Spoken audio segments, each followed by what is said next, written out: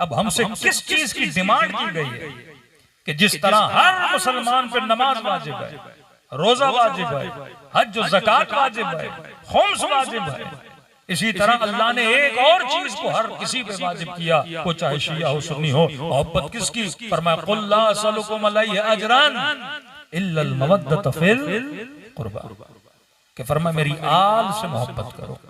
बेटे की मोहब्बत वाजिब नहीं, भाई की मोहब्बत शरअन वाजिब नहीं, लेकिन फरमाया आले रसूल की मोहब्बत क्या है? वाजिब है। क्यों वाजिब है आले रसूल की मोहब्बत? फरमाइए अज्र है।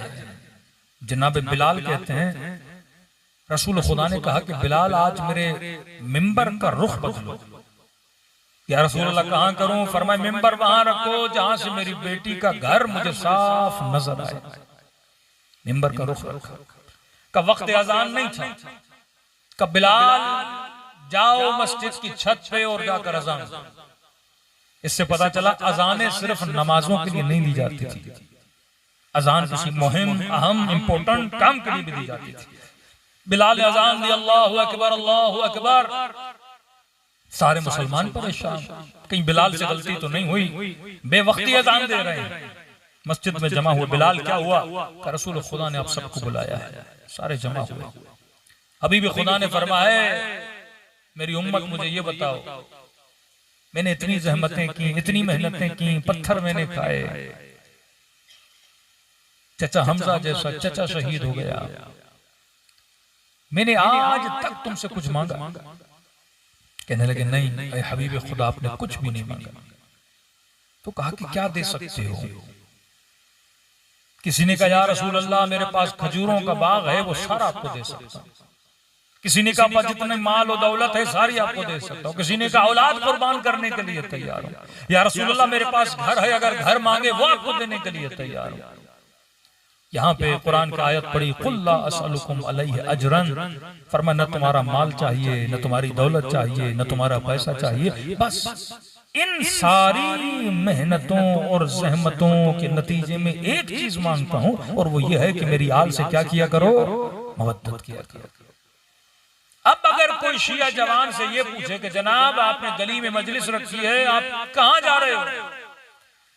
तो शायद कभी कोई कहे कि मजलिस आज़ा में, कभी कोई कहे कि महफिल में, कभी कोई कहे कि मजलिस जश्न में। तो फिर शायद आपको कहें कि आप शिया इतनी मजलिस क्यों करते हो? आज मजलिस, कल मजलिस, परसों मजलिस, तरसों मजलिस, मुहर्रम में मजलिस, सफर में मजलिस, रमजान में मजलिस, अय्याम फातिमिया में मजलिस।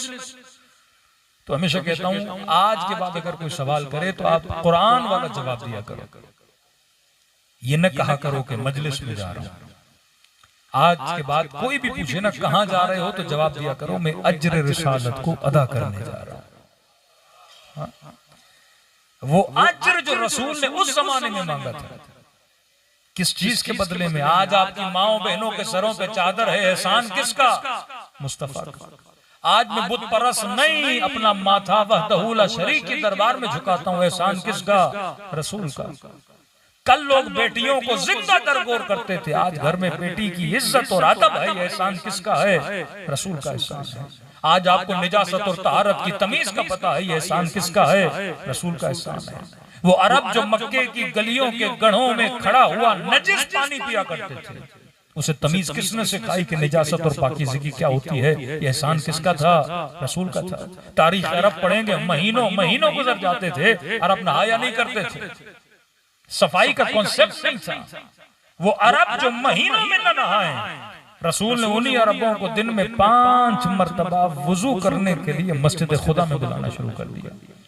कभी कहा गुस्ल जुमा करो, वाजिब गुस्ल, मुस्तहब गुस्ल, हाजत के लिए गुस्ल, इस्तिग़फ़ार के लिए गुस्ल, कहत आ गया मैदान में जाओ तो गुस्ल करके जाओ, यानी सफाई का मेयार बना दिया। तो अरब जिनके यहाँ सफाई का कॉन्सेप्ट नहीं था, तो अरब जिनके यहाँ पानी की किल्लत पाई जाती थी, नबी ने उनको सफाई का तसव्वुर दिया, तहजीब का तसव्वुर दिया, तहारत का तसव्वुर दिया, बेटी की इज्जत और एहतराम का तसव्वुर दिया। वो अरब जो अपनी सौतेली माओं से निकाह किया करते थे,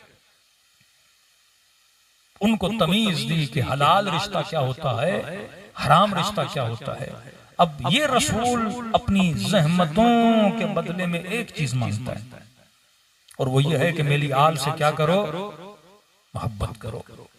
अब अगर कोई सजदा करे पर दिल में सैयदा की मोहब्बत न हो तो सजदों का कोई फायदा नहीं है।